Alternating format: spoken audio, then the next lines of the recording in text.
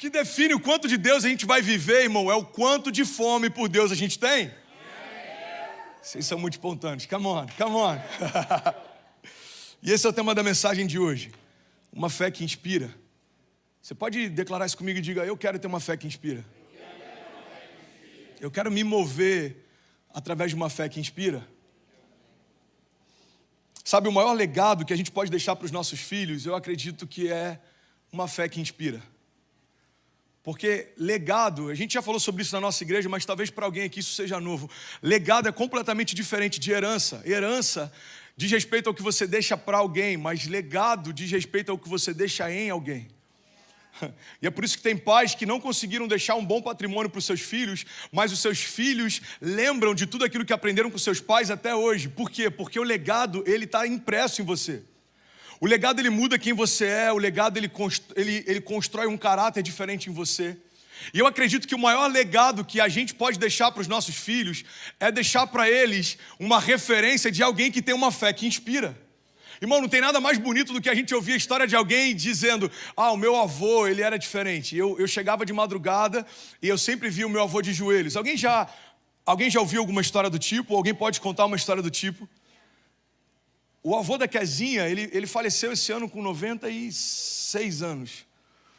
E ele ainda fazia batismos, consagrava diáconos, pregava nos cultos, era um homem apaixonado por Jesus. Ele sobreviveu à Segunda Guerra Mundial e lutou dentro de submarinos. É um homem que tinha história para contar, irmão. Mas o que eu achava mais incrível é que todas as vezes que o meu sogro ia falar do pai dele, uma das coisas que mais chamava atenção no meu sogro era o fato de sempre encontrar o pai de joelhos orando. Então, você percebe que a paixão que o meu sogro tem pela igreja é porque ele via no pai dele uma fé que inspira.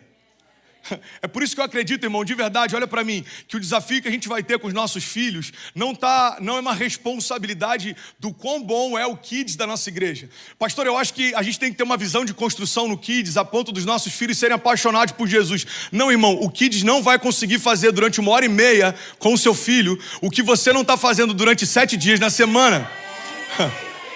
O Kids tem que ser um encontro de transbordo, mas eles vão ver em nós uma fé que inspira. Eles vão ver em nós alguém que não se dobra às circunstâncias.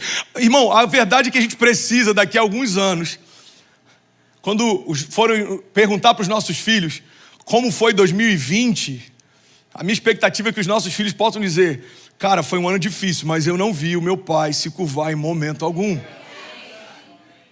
Se a gente pegar um relatório de como foi 2020 para a gente como igreja, é como eu falei no início do vídeo de abertura: nascemos no tempo da crise, crescemos no meio do caos.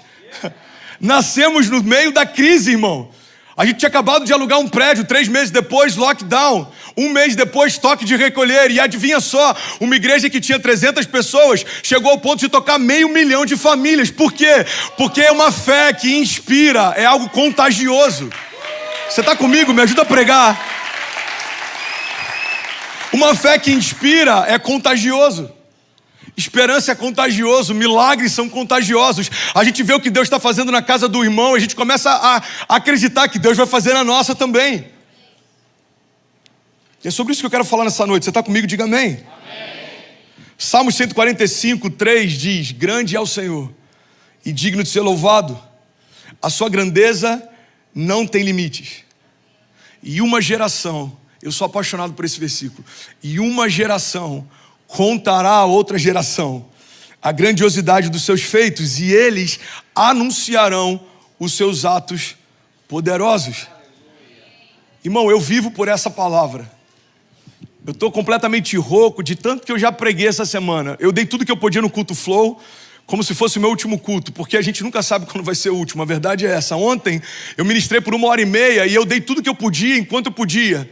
Hoje eu vou dar tudo que eu posso enquanto eu posso. A gente precisa viver sem reservas, porque a grande verdade é que não faz sentido reservar nada se a gente não é dono do nosso amanhã. O amanhã Deus pertence. Então a gente tem que ter uma vida pautada em fazer o máximo que a gente pode enquanto a gente pode. E é isso que move gerações, é isso que mudou a história no passado, é isso que vai mudar a história nos dias de hoje. Sabe uma coisa que me constrangeu enquanto a gente estava passando o som aqui? A banda estava alinhando os instrumentos. E eu comecei a falar no microfone: ei, 1, 2, som, 1, 2, testando, 1, 2. E cara, é como se Deus me levasse para um lugar. Eu fiquei imaginando como era esse lugar antes de se tornar um cinema. Porque em 1920 e pouco, quando construíram esse lugar, ele era originalmente uma igreja. Os vitrais aqui ao lado são vitrais de uma igreja. O stage que eu estou pregando hoje era o stage de uma igreja. Então eu comecei a procurar no Google algumas imagens desse lugar e o que me impactou é que as fotos dos cultos mostravam uma igreja lotada. Pega essa chave, irmão, Deus quer falar com a gente essa noite. Eu comecei a ver algumas fotos dessa igreja e era uma igreja lotada. E aí aqui um pouco antes de começar o culto, Deus me levou para um lugar e a pergunta que começou a ecoar dentro de mim é: quantos sermões apaixonados já não foram pregados aqui? Quantas famílias já não apresentaram seus bebês aqui?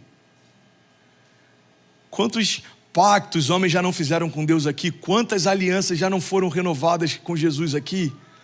E a pergunta que me constrangeu é: por que parou? Porque no Brasil a gente vê um movimento de cinemas fechando para virar igrejas. Aqui a gente está vendo um movimento de igrejas fechando para virar cinema. E isso precisa levar a gente para um ponto de reflexão. E o ponto de reflexão que me consumiu é: eu preciso entender o porquê isso parou e eu preciso me posicionar para que isso não me pare também. Porque alguma coisa parou essa igreja. Uma igreja para construir um prédio como esse, para estar lotada algumas décadas atrás, eles tinham uma paixão que movia eles. Eles tinham certamente uma convicção que movia. Então o ponto não é como eles começaram, o ponto é por que parou. Você conhece pastores apaixonados por Jesus que desistiram do chamado. Certamente você conhece pessoas que pregavam de Jesus para você, que talvez não pregam mais, talvez nem estão mais apaixonados por Jesus como estavam. A gente precisa olhar para alguns desses exemplos e a pergunta que a gente tem que fazer é: Deus, o que aconteceu na construção dessa história para que não aconteça na minha? A gente precisa, irmão, ter esse entendimento de que estarmos apaixonados por Jesus hoje não é uma garantia. Aquele que está de pé, cuidado para que não caia. Então o que eu quero compartilhar com você é que a única garantia que a gente tem de permanecer no caminho é se a gente for sempre movido através de milagres. Quando eu dependo unicamente de uma intervenção divina, eu não consigo me ensoberbecer, porque eu estou sempre em um cenário que eu sei que se Deus não agir, eu não posso fazer mais nada. Quando eu permito que Deus me coloque em desafios em que a minha força é como nada diante daquele desafio que eu estou vivendo, eu me coloco num lugar de dependência, irmão, que eu sei que só Deus pode mudar essa história. O problema é que sem perceber a gente vai tentando se colocar em lugares em que são confortáveis e a intervenção divina é cada vez menos necessária. Mas isso é perigoso, irmão, porque quando eu estou confortável demais, Jesus não se torna tão necessário. Eu comecei a sonhar nesses últimos dias com uma igreja que vai tocar a costa. Talvez você pergunte: André, qual que é o budget que vocês têm? Eu falo aqui sem vergonha e sem medo de errar. Até 2 dias atrás a gente tinha $1.100 na conta. Então, se você for falar com um economista ou com alguém que entende de números, ele vai falar: não faz sentido você sonhar com tocar costa se você tem $1.000 na conta. Agora, o que a gente precisa entender é que nós não nos movemos por aquilo que vemos, mas por aquilo que cremos. A igreja nasceu de uma forma sobrenatural, se mantém de uma forma sobrenatural e ela vai avançar de uma forma sobrenatural. Agora, imagina essa perspectiva em tudo que eu faço. Na minha casa, no meu chamado, no meu business, nos meus negócios, nas minhas emoções. A gente precisa se mover a partir de uma fé que inspira. Você está comigo? Faz sentido para alguém? Avivamento, no grego, a palavra avivamento significa reacender uma chama que se apaga aos poucos. Avivamento não significa Deus fazendo algo novo, mas Deus não deixando acabar algo que lá no passado Ele já começou. Irmão, quantos brasileiros eram apaixonados por Jesus antes de vir para cá? E quando vieram para cá, acabaram se esfriando. Eu conheço pessoas que vieram para cá por causa do chamado e hoje não tem mais tempo para se envolver com Ele. Eu quero convidar você que está aqui, em nome de Jesus, a mergulhar nessa estação de uma forma que só Deus pode fazer aquilo que você vai começar a sonhar. A gente tem que ter sonhos, irmão, que se alguém ouvisse as nossas orações, consideraria a gente louco. A gente precisa ter orações que certamente a gente seria considerado como louco se alguém ouvisse. A pergunta que eu quero fazer para você nessa noite é: se alguém ouvisse as suas orações dos últimos 2 meses, será que alguém se constrangeria ou elas são normais? Será que Deus precisa intervir para fazer o que você tem orado? Ou você conseguiria sozinho mesmo sem intervenção dele? Eu creio num Deus do sobrenatural que faz coisas sobrenaturais. Na verdade, eu só fui apresentado a Deus pela primeira vez quando o sobrenatural se revelou para mim pela primeira vez.